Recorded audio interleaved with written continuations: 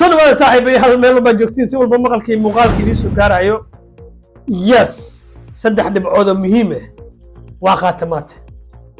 muuqaalkan ku hadlina allah justice ka dhageyso laagtaada si shargaray saaxiibada gaarsii Chelsea fans waxaan leeyahay maanta waxaan qaadanay dhibco muhiim ah Liverpool oo champion ah gurigeena ku soo dhaweeyay soo dhawaada maadaama horyaalka champion aad tihiin siddeed bilood soo dagaalamaysan horyaalka ku guuleysteen oo sacbi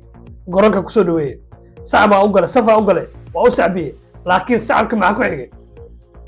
jukaysa ku xigay saddex gool hal agay ciyaarta soo dhamaatay fiiri ciyaartoy binji ee keenan iyo line-upka soo kala bedeleen imaan ilaan ciyaaryahankaas oo la keenay wuxuu kamid ahaa ciyaartoyda ku soo guuleystay koobka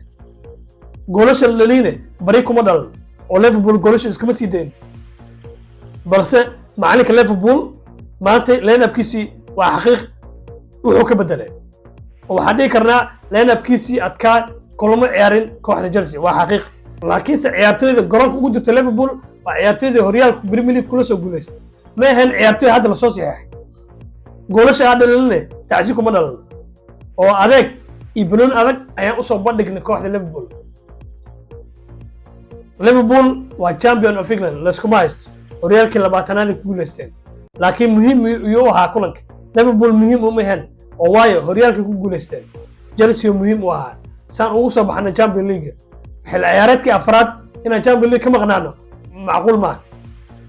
hore idinku sheegay kulankii Everton ka sabilaw kulan walba dheeli doono waa final loo yahay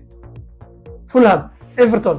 iyo Liverpool maanta Newcastle aadina final waaye laakiin kulanka ugu adag ee waa oo finalka saxda ah dheeli doono maadaama isku dhibcan yihiin Newcastle iyo Chelsea waa isbuuca dambe Chelsea markaas laga rabaa finalka saxda inay ciyaaraan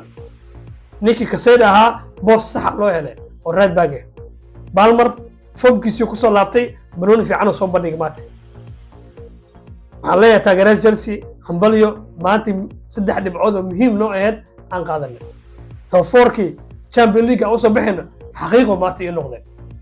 aniga ku hadlaay magaca taageerayaasha Chelsea waxaan leenahay maanta waxaan qaadanay saddex dhibcood oo muhiim ah top 4keenana waa banaanka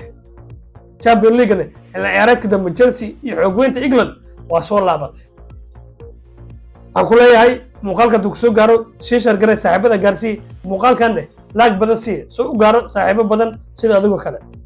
soo dhawaada saaxiibayaal